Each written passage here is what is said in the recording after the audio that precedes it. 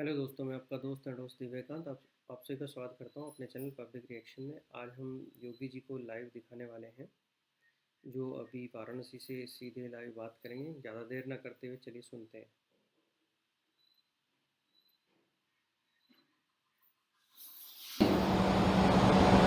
और हम भी यही उनका ये कहना था कि हम भी यही मानते रहे हैं। लेकिन जब मुझे बंगाल जाने का अवसर प्राप्त हुआ, मैंने बंगाल की खेती को देखा है, तो मैं अपनी 2 यात्राओं के माध्यम से इस बात पर कह सकता हूं कि वास्तव में मिस्र को दिया जाने वाला जो उत्कृष्ट खेती और कृषि का जो गौरव है, इसका सही हकदार बंगाल रहा है।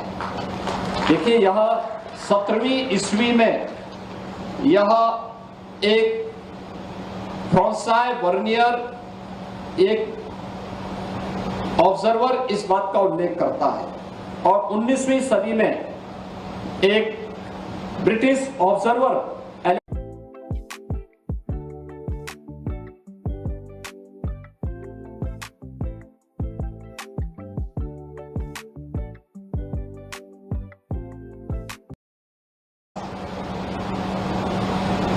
हिंदू धर्म में उल्लेखनीय अनुष्ठानों में एक का मूल तो संभवतः कृषि के प्रति उनके सम्मान से ही है। और जो मैंने आपको काशी के बारे में बताया कि नंदी की उपासना और गाय के प्रति श्रद्धा का आधार कृषि में इनकी महती उपयोगिता ही है। मलबार में उस समय की बात तो करते हैं कि 50 से अधिक प्रजातियों के धान उगाए जाते हैं। प्रत्येक प्रजाति का अपना पृथक नाम है और उसके अपने विशेष गुण और उसकी खेती की अपनी एक पृथक विधि भी है। कुछ प्रजातियां केवल पहाड़ों में उगती है, उसके लिए सिंचाई की विशेष आवश्यकता नहीं होती। जो डीएसआर की आप बात कर रहे हैं, ये 100 वर्ष पहले भी इसके बारे में, मलाबार के बारे में भी ये बात आती है। और हमारे उत्तर भारत में तो हर जगह यही किसी प्रकार की खेती होती थी। एक ऐसी भी प्रजाति है जिसका प्रवर्धन कलम लगा करके किया जाता है। मलबार से बाहर मैंने धान के प्रवर्धन की इस विधि का उल्लेख कहीं नहीं सुना। ये भारत के अंदर कृषि के बारे में भारत जो विदेशी ऑब्जर्वर रहे हैं, उनकी राय इस रूप में भारत के साथ जुड़ी रही है। अगर हम उत्तर प्रदेश की बात करते हैं तो वास्तव में यह उत्तर प्रदेश के अंदर इसकी संभावना बहुत ज्यादा है, क्योंकि उत्तर प्रदेश देश का एकमात्र ऐसा भूभाग होगा जिसके पास आज के दिन 80% से अधिक भूमि ऐसी है जो सिंचित भूमि है और जिसमें बेहतर सिंचाई की सुविधा हमारे पास मौजूद है। अत्यंत उर्वरा भूमि है, सिंचाई की प्रचुरता है और धूप की भी प्रचुरता यहाँ पर हमें मिलती है। यानी 12 माह में से 11 माह तो हमें बेहतर धूप मिल जाता है। बहुत अच्छी धूप मिलती है, अच्छी बरसात भी है, अच्छा पानी है, हमारे पास ग्राउंड वाटर भी है और सरफेस वाटर भी है। हर 5 कोस में आपको एक नदी मिल जाएगी। हर प्रकार से धान्य से बाहुल्य क्षेत्र है। और इसमें अगर आप देखेंगे कि हमारे पास उत्तर प्रदेश के अंदर जो खाद्यान्न की स्थिति है, खाद्यान्न के लिए दलहनी फसलों और गन्ना आलू के लिए यहां पर सभी प्रकार की फसलों के लिए बहुत उपयोगी भूमि है। धान लगभग 70 लाख हेक्टेयर और 100 लाख हेक्टेयर में गेहूं की खेती यहां पर उत्तर प्रदेश में होती है। 29 लाख हेक्टेयर में हम गन्ना की खेती भी उत्तर प्रदेश के अंदर करते हैं। दलहन और तिलहन में भी एक बड़ा क्षेत्रफल हमारे पास उत्तर प्रदेश के अंदर मौजूद है। उत्तर प्रदेश के अंदर अगर हम 2000 यानी 1950-51 में देखें, आजादी के तत्काल बाद देखें, तो हमारे पास कुल उस समय 170 लाख हेक्टेयर खेती यहां पर खेती बाड़ी के लिए उपयोग में होती थी, जिसमें 16.77 मिलियन टन खाद्यान्न का उत्पादन हम लोग उत्तर प्रदेश से करते थे और 2023-24 में हमारा खेती का रकबा बढ़ा है, जो 170 लाख हेक्टेयर था आज वो बढ़कर के 240 लाख हेक्टेयर हुआ है, जिसमें आज हम अब 11 मिलियन टन से बढ़कर के 60 मिलियन टन तक का खाद्यान्न उत्पादन अकेले उत्तर प्रदेश कर रहा है इस खेती से। यानी अगर आप देखेंगे 1950 की तुलना में 2023 में अगर आप देखेंगे तो हमने खाद्यान्न उत्पादन में 5 गुना की वृद्धि की है, 5 गुना की अधिक वृद्धि हमारे उत्तर प्रदेश यहाँ पे हुई है। और इसमें उत्तर प्रदेश के अंदर जो मैंने आपको पहले ही बताया कि धान, गेहूं, गन्ना, आलू, दलहन में उड़द, मूंग, अरहर, चना, मटर, मसूर और तिलहन में सरसों, मूंगफली, इस सब की बेहतरीन खेती उत्तर प्रदेश के अंदर हम लोग करते हैं और उसका अच्छा उत्पादन भी उत्तर प्रदेश के अंदर आज के दिन पर यहाँ पर हो रहा है। मेरा ये मानना है कि हमें इस दिशा में आगे प्रयास करने चाहिए, लगातार प्रयास करने चाहिए और उत्तर प्रदेश सरकार यहाँ पर जो भी हमारे पास सेंटर, जैसे यहाँ पे इंटरनेशनल राइस रिसर्च इंस्टीट्यूट की स्थापना वाराणसी में भी, ईरी के वैज्ञानिक लगातार हमारे उत्तर प्रदेश के विभिन्न कृषि विश्वविद्यालयों, कृषि विज्ञान केंद्रों और अन्य जो हमारे कृषि से जुड़े हुए सेंटर हैं उनमें जाकर के सहयोग करते हैं या वहां के वैज्ञानिक आकर के यहाँ पे देखते हैं, इनके डेमोन्स्ट्रेशन को देखते हैं, उसका लाभ लेते हैं। ऐसे ही अन्य क्षेत्रों में भी यह कार्य हो रहे हैं, लगातार इस दिशा में आगे बढ़ रहे हैं। मैं विश्वास करूंगा कि आज इस कॉन्क्लेव में यहाँ पर DG CIP doctor Simon Hague भी यहाँ पर उपस्थित हुए हैं और मैं चाहूंगा कि आगरा में जो हमारा इंटरनेशनल पोटैटो सेंटर स्वीकृत हुआ है, यह बहुत शीघ्र चालू हो, आवश्यकता होती है तो मैंने उनको ऑफर किया है कि कानपुर में हमारा चंद्रशेखर आजाद कृषि विश्वविद्यालय है, कृषि विश्वविद्यालय से इसको आगे बढ़ाया जा सकता है। तात्कालिक इंफ्रास्ट्रक्चर हम उनको वहां उपलब्ध करवाएंगे। अगर आप उसको आगे बढ़ाने के लिए तैयार होंगे तो उत्तर प्रदेश सरकार इसमें पूरी मदद करेगा, जिससे हमारे अन्नदाता किसानों को बेहतरीन तकनीक उपलब्ध हम कराने में मदद कर सके। उत्तर प्रदेश के अंदर हम लोग अच्छी खेती के लिए अच्छे सीड चाहिए, अच्छे बीज चाहिए। अच्छे बीज और क्लाइमेट चेंज की चुनौती का सामना करने के लिए, हम उस प्रकार की चुनौती का सामना करने के लिए उस प्रकार के बीज को भी हम दे सकें।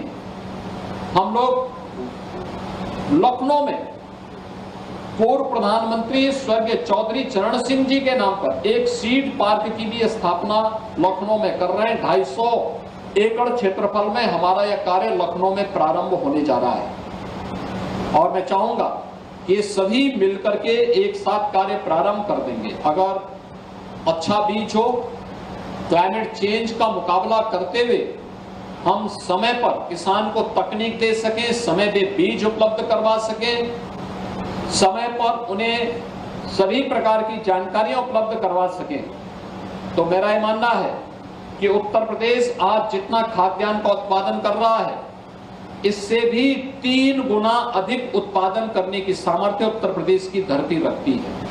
और ये उत्पादन की क्षमता को हम बढ़ाएंगे, लागत को अगर हम कम करेंगे, कोई कारण नहीं कि उत्तर प्रदेश ने जो अपना टारगेट तय किया है कि 2029-30 में उत्तर प्रदेश $1 ट्रिलियन की इकोनॉमी बनेगा और उसमें एग्रीकल्चर की भी अपनी एक बड़ी भूमिका होगी, तो हम अवश्य इसको प्राप्त कर पाएंगे। मुझे पूरा विश्वास है कि आज यहाँ पर जैसे ईरी और सीआईपी के इंटरनेशनल सेंटर स्थापित हुए हैं या होने जा रहे हैं, ऐसे ही अन्य हम सेंटर ऑफ एक्सीलेंस विकसित करके अपने अन्नदाता किसानों को बेहतरीन सुविधा उपलब्ध करवाने में मदद कर पाएंगे। और कोई कारण नहीं कि उत्तर प्रदेश भारत का फूड बास्केट न बन जाए, अवश्य बन सकता है। भारत ही नहीं, वैश्विक फूड बास्केट के रूप में उत्तर प्रदेश को आगे बढ़ाने में हम भरपूर सहयोग करने में पूरा योगदान देंगे।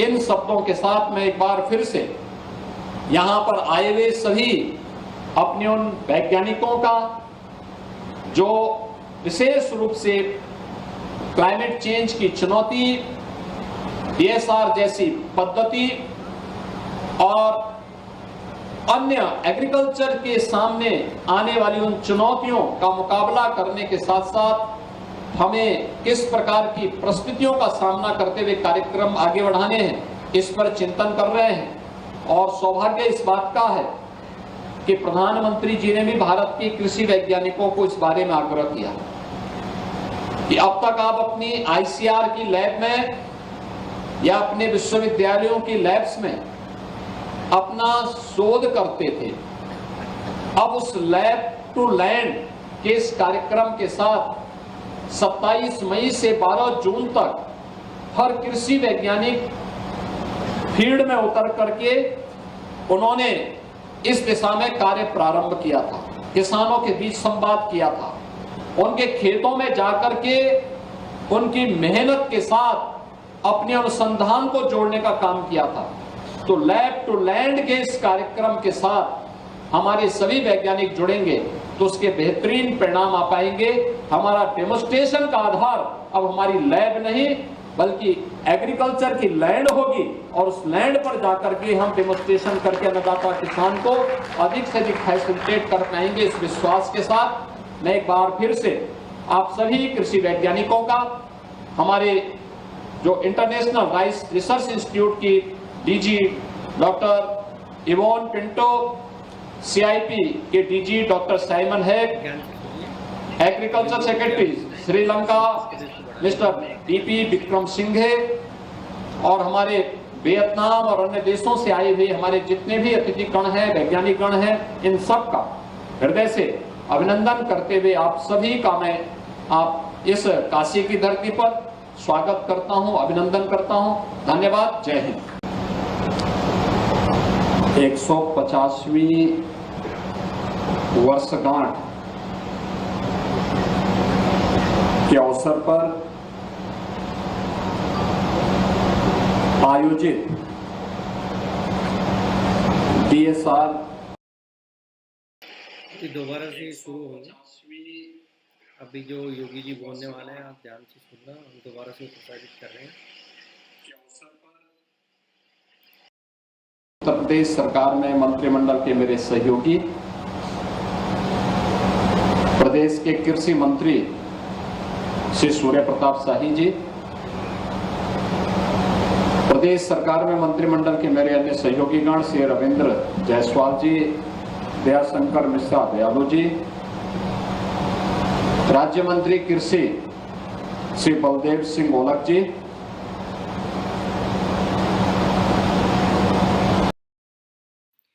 अभी योगी जी वाराणसी में हैं और वहाँ पे अपना भाषण दे रहे हैं। कृषि को लेकर बहुत सारे जो सवाल रहते हैं किसानों को लेकर उत्तर प्रदेश में, तो उन सबको संबोधित कर रहे हैं अभी उत्तर प्रदेश के मुख्यमंत्री योगी आदित्यनाथ। आप सुन सकते हैं उनके खुद से वो क्या बोल रहे हैं। क्या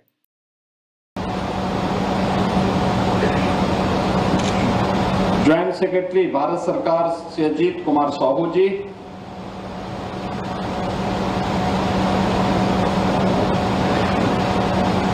agriculture secretary Sri Lanka mister DP Vikram Singhe,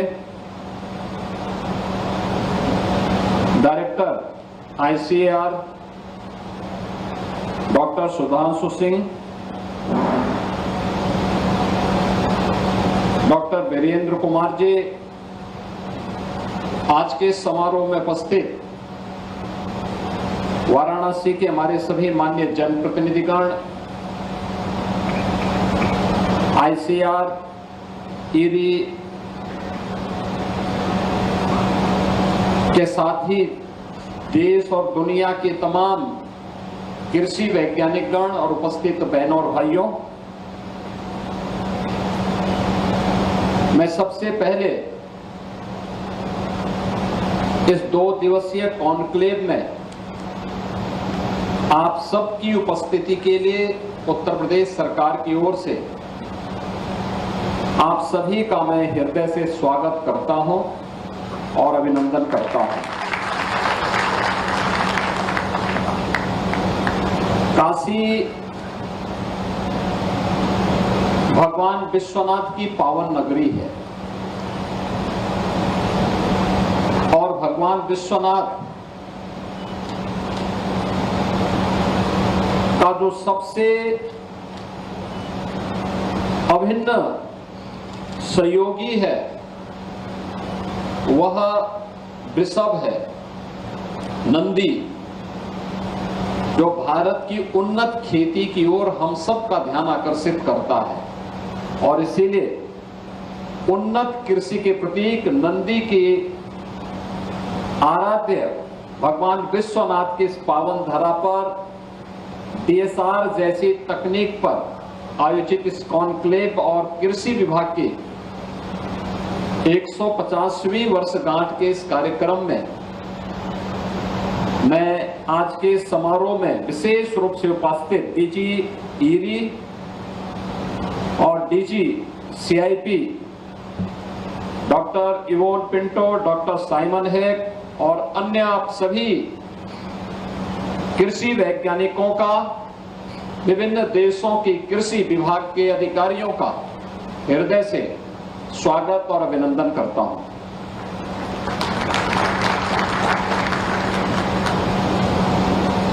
जब हम खेती किसानी की बात करते हैं तो वास्तव में ये आज की नई देन नहीं है।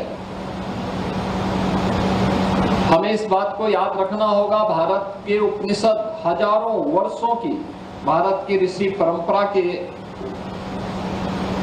आध्यात्मिक ज्ञान की एक बड़ी धरोहर है। हमारा उपनिषद कहता है कि अन्नम बहुकुर्वीत तद व्रतम, यानी हजारों वर्ष पहले भारत का ऋषि कहता था कि अन्न बाहुल्य का संपादन, यानी अन्न को बड़ी मात्रा में पैदा करो और यही हमारा संकल्प होना चाहिए। यह भारत का ऋषि हर भारतीय के लिए कहता रहा है, हर नागरिक के लिए कहता रहा है और भारत की ऋषि की वाणी के अनुरूप अच्छी कृषि के लिए जो 3 चीजें बहुत महत्वपूर्ण होती हैं, प्राकृतिक उर्वरता खेती में हो, सिंचाई की बेहतर व्यवस्था हो और पर्याप्त मात्रा में धूप हो। और इन तीनों की दृश्य अगर आप देखेंगे तो भारत अत्यंत उर्वरा भूमि है। भौगोलिक दृश्य दुनिया को अगर आप देखेंगे तो दुनिया में सबसे बड़ा विशाल क्षेत्रफल रूसी संघ के पास है। नंबर 2 पर चीन आता है, नंबर 3 पर अमेरिका के पास, यूएस के पास, नंबर 4 कनाडा, नंबर 5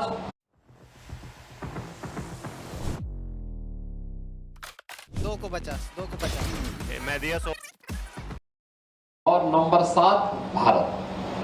ये भौगोलिक दृष्टि से। लेकिन कृषि की दृष्टि से आप देखेंगे तो दुनिया के अंदर जितना भी भूभाग है इसमें से मात्र 10% भूभाग ऐसा है जो कृषि योग्य है।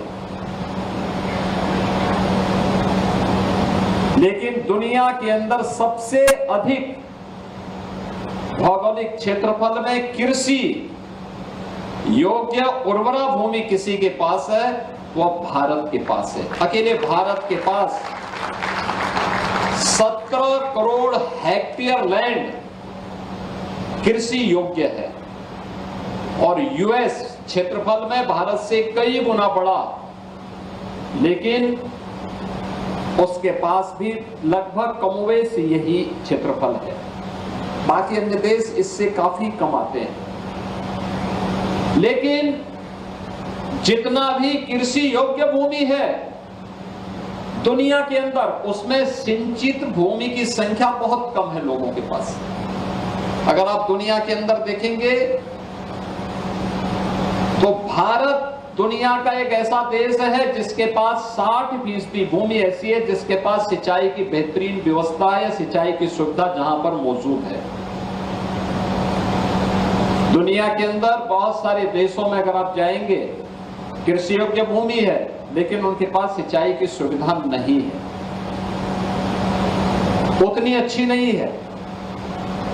लेकिन भारत इस दिशा में भी बहुत सौभाग्यशाली है कि उसके पास ये सुविधा, प्रकृति प्रदत्त सुविधा पहले से है या उसके द्वारा हजारों वर्षों की इस विरासत के तहत तैयार भी की गई है। और यही कारण रहा है कि भारत के अंदर खाद्यान्न के उत्पादन के लिए प्राचीन काल से ही भारत का ऋषि ही नहीं, भारत का कृषि उस योग्य थी और भारत का कृषक, भारत का अन्नदाता किसान और भारत का कृषि वैज्ञानिक भी उतना ही आग्रही रहा है। तो जो कृषि वैज्ञानिक आज हम कहते हैं, जिसे आज वैज्ञानिक कहते हैं, यही प्राचीन काल का भारत का ऋषि रहा है, कोई ऋषि अलग नहीं है। जो ज्ञान की धरोहर जिसके पास मौजूद है किसी भी क्षेत्र की, और केवल ज्ञान विज्ञान का ही नहीं है, वह एग्रीकल्चर के फील्ड में हो सकता है, शिक्षा के क्षेत्र में, स्वास्थ्य के क्षेत्र में, जीवन के किसी भी क्षेत्र में जो कुछ अलग से दे रहा है, लीक से हट करके कुछ नया दे रहा है, वही ऋषि है। और भारत की ऋषि परंपरा ने सदैव से इसका सम्मान किया है। अगर भारत के अंदर आप देखेंगे तो उत्तर प्रदेश इस मामले में सर्वाधिक सौभाग्यशाली है। मैं यहां पर जो हमारे कृषि वैज्ञानिक देश और दुनिया से आए हैं उन सब का ध्यान इस बारे में आकर्षित करना चाहूंगा कि भारत के अंदर कृषि योग्य भूमि कुल भारत के क्षेत्रफल का हमारे पास जो हिस्सा आता है मात्र 11% आता है। उत्तर प्रदेश के पास 11% भूभाग है और भारत की 17% जनसंख्या इसमें निवास भी करती है। 25 करोड़ की आबादी अकेले उत्तर प्रदेश में निवास करती है। लेकिन उत्तर प्रदेश इस 11% भूमि में देश का कुल खाद्यान्न का 21% उत्पादन करता है। भारत के खाद्यान्न उत्पादन का 21% योगदान अकेले उत्तर प्रदेश करता है। और उत्तर प्रदेश ने इस दिशा में पिछले आजादी के बाद पिछले 75 वर्षों में एक लंबी छलांग लगाई, एक लंबी छलांग लगाई। पिछले 11 वर्षों में देश के अंदर कृषि और कृषि के क्षेत्र में क्रांतिकारी परिवर्तन हुए हैं।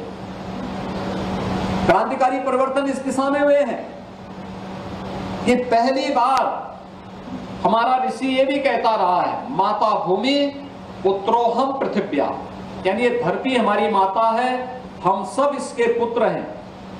लेकिन हम खेती बाड़ी करते थे लेकिन धरती माता के स्वास्थ्य का ध्यान नहीं रखते थे। प्रधानमंत्री मोदी जी ने पहली बार सॉइल हेल्थ कार्ड अनिवार्य किया देश के अंदर और भी फ्री में देश के सभी किसानों के लिए।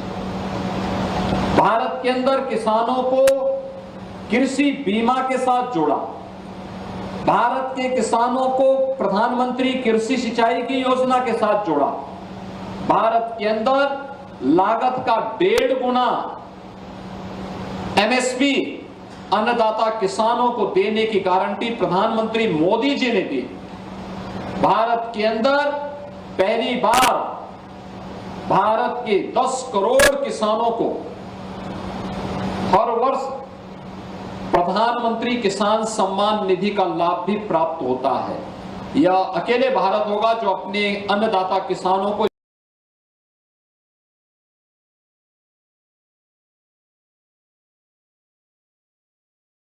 दोस्तों, क्या आपके MS ऑफिस सॉफ्टवेयर के अंदर ये वाला ऑप्शन है? ऐड रेडी हो जाएगा।